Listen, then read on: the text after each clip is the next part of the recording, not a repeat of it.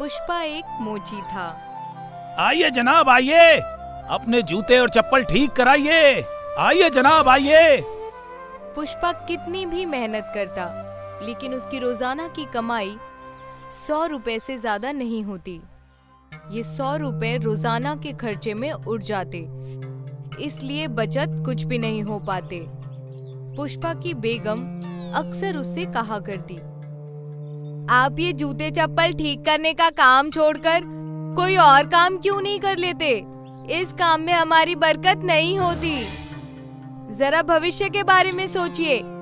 हमारी लड़की बड़ी हो रही है, उसकी शादी के लिए पैसे कहाँ से आएंगे? मुस्तकबिल की मुझे बहुत फिक्र होती है। तू भविष्य की इतनी चिंता क्यों करती है?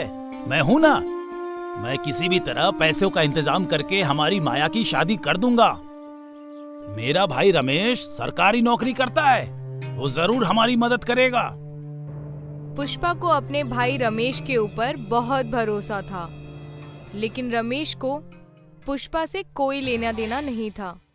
रमेश को पुष्पा से बात करते हुए भी शर्म आती थी। अरे रमेश, कहाँ जा रहे हो? बहुत दिनों बाद दिखाई दिए। कितनी बार कहा है, जब मैं रास्ते से निकला करूँ तो मुझसे बात मत किया कर। तू एक मोची है और मैं एक बड़ा अधिकारी। तुझे भाई कहते हुए भी मुझे शर्म आती है। तुम्हें भूलना नहीं चाहिए रमेश कि हमारे अब्बू भी मोची का काम किया करते थे। अब्बू ने तुम्हारी पढ़ाई में सारी संपत्ति बेच दी और अब तुम्हें मुझसे बात करने में भी शर्म आती है। ओफो, वही पुरानी बातें। अब मेरा वक्त जाया मत करो, मुझे जाना है। एक दिन पुष्पा की बेटी माला स्कूल से लौट आई। क्या हुआ बेटी, आज तू इतनी जल्दी क्यों लौट आई?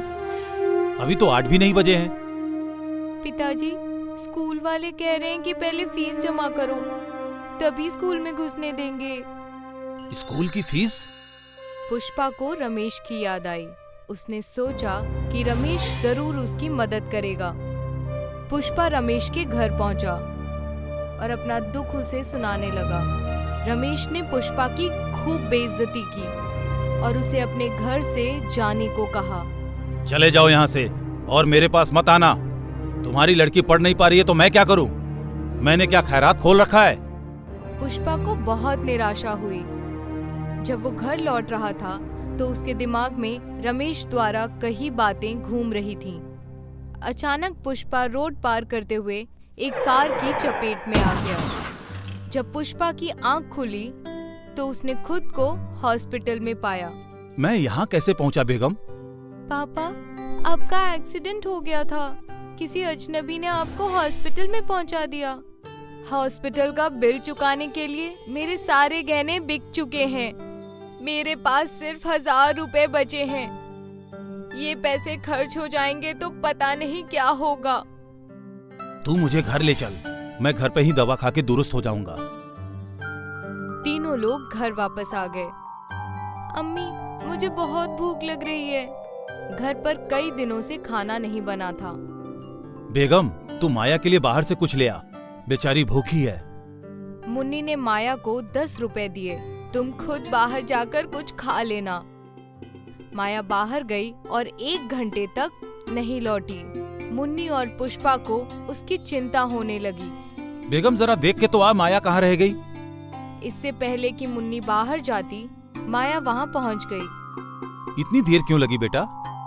अब्बू, मैं जलेबियाँ खरीद रही थी। बाजार में जलेबियों की बहुत सी दुकानें हैं और हर दुकान पर काफी भीड़ लगी रहती है। लगता है हमारे गांव के लोग जलेबियाँ बहुत पसंद करते हैं। सुनिए जी, मेरे दिमाग में एक आइडिया आया है। खुदा ना खास्ता फिर से कोई दुर्घटना हो गई तो पैसे कहाँ से आएंगे? इसलिए अब आपको मोची का काम बंद कर देना चाहिए। हमें जलेबी बेचने का काम शुरू करना चाहिए। लेकिन मुझे जलेबियाँ बनाने का कोई तजुर्बा नहीं है। अरे, उसमें क्या है, वो तो हम सीख लेंगे। मुन्नी और पुष्पा एक दिन जलेबी खरीदने के बहाने बाजार में जलेबियों की दुकान पर गए और उन्होंने देखा कि जलेबियाँ किस तरह बनाई जाती हैं। ये तो तालीम मिल गई कि जलेबियाँ किस तरह से बनती हैं, लेकिन अब ठेले और सामान खरीदने के लिए पैसे कहाँ से आएंगे? मैं अपने भाई से 5000 रुपए उधार मांग लेती हूँ। मुसीबत में तुम्हारा साला किस दिन काम आएगा। पुष्पा के पूरे परिवार ने मिलकर एक ठेला खरीदा, जलेबियां बेचनी शुरू कर दी। आइए आइए, गर्मा गर्म लजीज जलेबियां खाइए। जो एक बार खाएगा बार बार मांगेगा। मुन्नी पुष्पा की हाथ की लजीज जलेबी खाइए। आइए आइए जनाब, आइए आइए। मुन्नी पुष्पा के ठेले पर कोई भी जलेबियां खरीदने नहीं आ रहा था। लोग बड़ी बड़ी दुकानों से जलेबियां खरीद रहे थे। इतनी बड़ी मार्केट है, इसमें इतनी सारी दुकानें हैं, भला हमारी दुकान से लोग जलेबियां क्यों खरीदेंगे?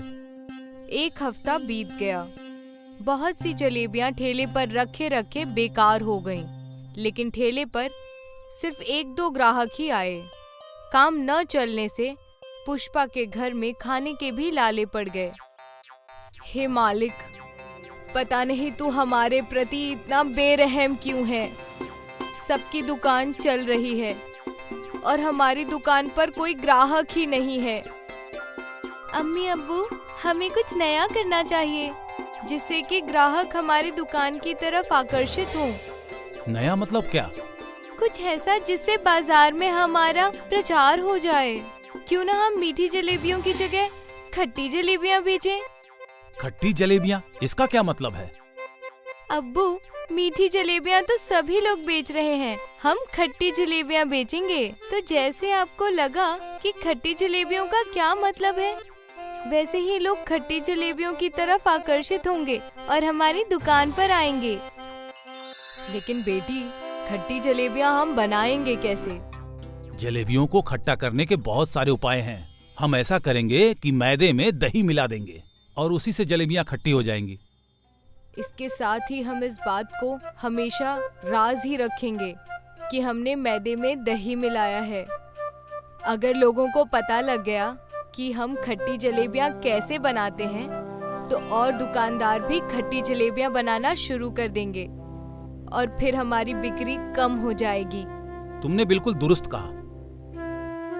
अगले दिन पुष्पा ने पूरे बाजार में ऐलान किया, सुनो सुनो सुनो, हमारी दुकान पे आओ और पहली बार खट्टी जलेबियां खाओ। बहुत से लोग खट्टी जलेबियों की तरफ आकर्षित हुए। वो जानना चाहते थे कि खट्टी जलेबियां खाने में कैसी लगती हैं। पुष्पा और मुन्नी की खट्टी मीठी जलेबियां पहली बार में ही सुपरहिट हुईं। लोगों ने 1-1 किलो जलेबियां खरीदी। कोई पुष्पा से पूछता कि तुम लोग जलेबियों में क्या मिलाते हो, तो पुष्पा हंसकर जवाब देता, भाई साहब, ये तो बस एक सीक्रेट है। आप जलेबियां खाने पर ध्यान दीजिए। कुछ दिन तक तो सब कुछ अच्छा चलता रहा, लेकिन फिर पुष्पा और मुन्नी पर एक मुसीबत आ पड़ी। गांव में चेतन नाम का एक हलवाई रहता था। पुष्पा से पहले लोग सबसे ज्यादा चेतन की दुकान से ही जलेबियां खरीदा करते थे। चेतन ने पुष्पा के खिलाफ दुष्प्रचार करना शुरू कर दिया। सुनो सुनो सुनो, पुष्पा और उसकी बेगम मैदे में जहर मिला रहे हैं, जिसके कारण जलेबियां खट्टी हो जाती हैं। ये जहरीली चीज आपकी सेहत के लिए बहुत ही नुकसानदायक है। इस दुष्प्रचार से पुष्पा की दुकान पे ग्राहकों की संख्या धीरे धीरे कम होने लगी। पुष्पा दुकान पर आने वाले हर ग्राहक से कहता, हम अपनी जलेबियों में कोई भी हानिकारक पदार्थ नहीं मिलाते हैं, तो तुम सबको बताते क्यों नहीं कि जलेबियों में क्या मिलाते हो?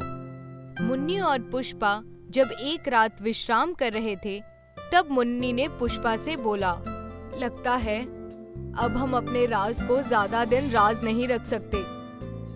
हमें सबको बताना होगा कि हम जलेबियों में क्या मिलाते हैं।